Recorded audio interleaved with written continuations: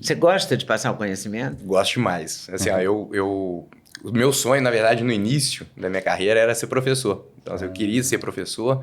Comecei um doutorado para ser professor aqui na USP e tudo, que acabou sendo interrompido por causa de um assalto aqui em São Paulo, arma na cabeça e tudo. Mas aí, quando eu voltei para Juiz de Fora, eu comecei a dar aula, cara, em faculdades particulares que me contratavam, viajavam para dar muita aula. Então, é uma coisa que eu gosto. Eu sempre gostei de dar aula. Só que com a facilidade da rede social, a gente conseguiu expandir isso, o conhecimento até para leigo, né? Então agora a gente consegue ensinar as pessoas sobre saúde e foi muito bacana você falar sobre viver mais, porque tá diretamente relacionado com aquilo que eu acredito dentro da cardiologia. Porque, não sei se vocês sabem, a doença que mais mata no Brasil e no mundo é a doença cardiovascular, mata 1/3 da população. Então, uma a cada 3 pessoas morrem de infarto ou de AVC. E a gente poder compartilhar conhecimento é a gente fazer exatamente isso, né? Fazer as pessoas viverem mais. Então, isso é bem importante, bem importante. E o infarto está ligado ao AVC? A base da doença, ela pode ser a mesma, tá? Então, assim, a maioria dos infartos, ele acontece por conta de uma ruptura da placa de gordura, que a gente chama de placa de ateroma, né? Então, quando tem essa placa de gordura, ela se rompe e aí essa ruptura faz com que venha um agregado de plaqueta, forme um trombo, e esse trombo não deixa mais passar sangue e a pessoa tem um infarto por conta disso. O mecanismo do AVC ele pode ser um mecanismo semelhante a esse, que a gente chama de um AVC aterotrombótico, que vem de uma placa, que rompe, forma um trombo e não passa mais sangue. Mas o AVC ele pode ser um AVC hemorrágico, que aí seria uma ruptura de um vaso, que não tem nada a ver com a placa. Pode ser um AVC cardioembólico, que aí é um trombo que se forma no coração por conta de uma arritmia que se solta e vai lá para o cérebro. Então tem vários mecanismos por trás. Mas a base é a mesma, é uma doença cardiovascular, seria a aterosclerose a principal doença. Como o próprio nome já diz, cardiovascular, né? E o sistema vascular está no corpo inteiro e a parte mais crítica é no cérebro, né? No caso Perfeito. De doença, de morte, de uma coisa mais forte assim, né? Eu sigo você no Instagram e gosto muito do que vejo. E gostei muito de um post que você fez sobre mente e coração, que não existe separação. Perfeito. Isso é muito legal, Leda, de falar, porque assim, ó, uma das coisas que eu acredito dentro da cardiologia, que eu tento fazer um pouquinho diferente da cardiologia tradicional, é trazer o que tem de melhor da cardiologia tradicional, né, usando todo o aparato que a gente tem da medicina alopática, da medicina tradicional, mas expandindo esse horizonte para uma outra área, né, uma área que a gente consiga enxergar o corpo como um todo. E isso é legal porque dentro das diretrizes de aterosclerose da sociedade brasileira, da sociedade europeia, da sociedade americana, já está descrito que as doenças de saúde mental são fatores de risco independente para doenças cardiovasculares. Então a gente sabe hoje em dia que uma pessoa depressiva ela tem uma maior tendência a ter um infarto ou um AVC. Uma pessoa muito ansiosa ou com crise de ansiedade tende a ter maior risco cardiovascular. Tem uma pesquisa muito legal que eles fizeram mostrando que pacientes que às vezes têm estresse transitório, assim, explode, fica nervoso de uma hora para outra, isso ao longo da vida, agregando isso múltiplas vezes, isso também aumenta o risco cardiovascular. Então, o link hoje de saúde mental com doença cardiovascular é muito claro dentro da literatura científica. E aí o que a gente tenta trazer para as pessoas é exatamente a importância disso, né? De raciocinar sobre isso, de entender que é importante cuidar da saúde mental para que isso não se transforme numa doença tão séria quanto a doença cardiovascular. E não é à toa que o coração virou o símbolo universal das emoções, né? O emoji do coraçãozinho, esse símbolo, né, que depois ganhou essa parte de... o que os olhos não veem, o coração não sente. Essa coisa do coração está muito ligado, porque ele é meio que o maestro ali, né? Quem dita o tom ali dessa parte das emoções. E eu me lembro de um grande amigo meu, que a mãe dele teve uma doença cardíaca e depois, por conta disso, ele falou, cara, a chance da minha mãe desenvolver depressão é de 80%, 90%. E depois até desenvolveu por conta dessa doença. Eu esqueci qual era a doença, mas tem tudo a ver com... Você falou isso, eu lembrei dessa história na hora, assim. E tem isso também, se você...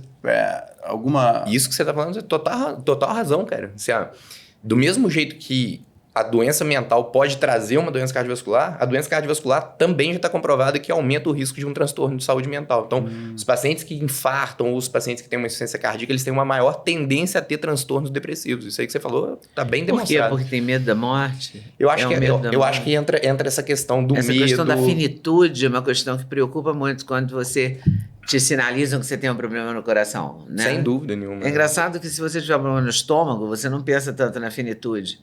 Né? Daí essa correlação do coração como um maestro da vida. O coração é o né? que bombeia a vida, né? O que bota a vida para circular ali, né? Eu falo coração para o pessoal entender assim, o que é o coração, né?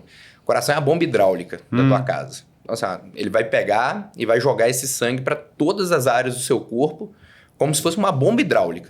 Essa é a função do coração, distribuir o sangue. E essa distribuição é o que leva os nutrientes, o oxigênio para todas as células do seu corpo. Então, se o coração sofre alguma coisa ou está ruim de alguma maneira, isso vai implicar em todo o teu corpo. Isso é bem importante, bem importante. E há uma maneira de cuidar do coração depois que ele já está doente? Com certeza absoluta. Assim, ó, aí entra no que a gente chama de prevenção, né? Existe a prevenção primordial, que é uma prevenção que é feita com a pessoa assim que ela nasce, no início da vida dela, onde ela não tem nem exposição a fatores de risco que vão trazer a doença lá na frente.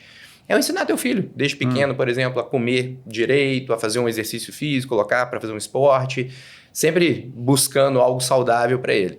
Existe o segundo conceito, que seria a prevenção primária, que já seria aquela pessoa que já está exposta a algum grau de fator de risco, por exemplo, um hipertenso, ou um paciente tabagista, ou um paciente que tem uma alteração no colesterol, enfim.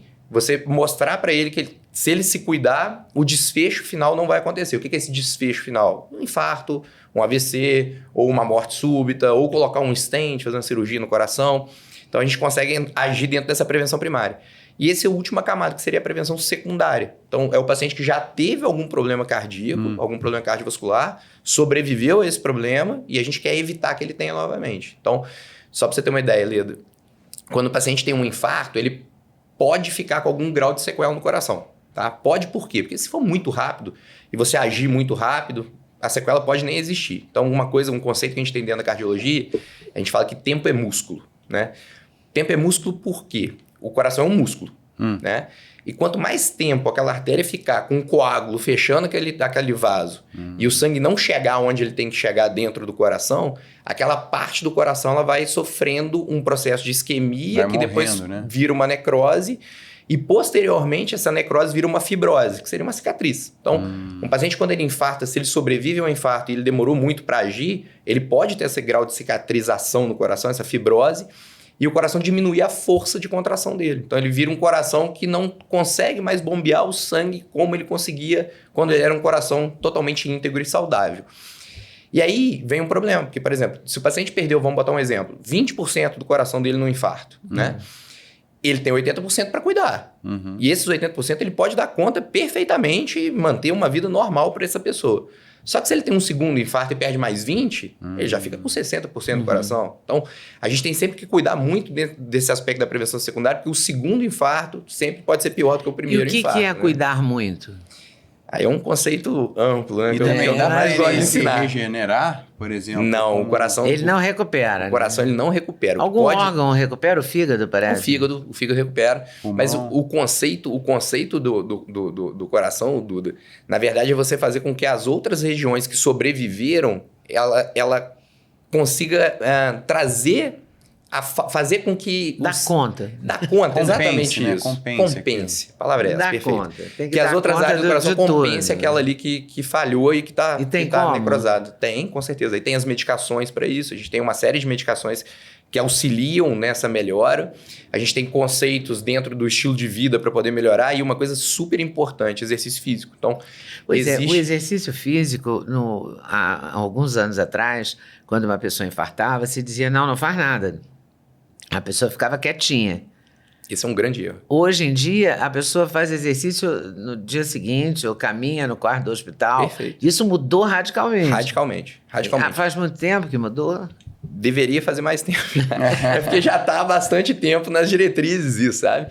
A gente chama isso de reabilitação cardiopulmonar. Tá? A reabilitação cardiopulmonar é quando um especialista na área, um fisioterapeuta ou um educador físico, ele pega esse paciente pós-infarto e coloca ele para fazer o exercício físico da forma mais precoce possível.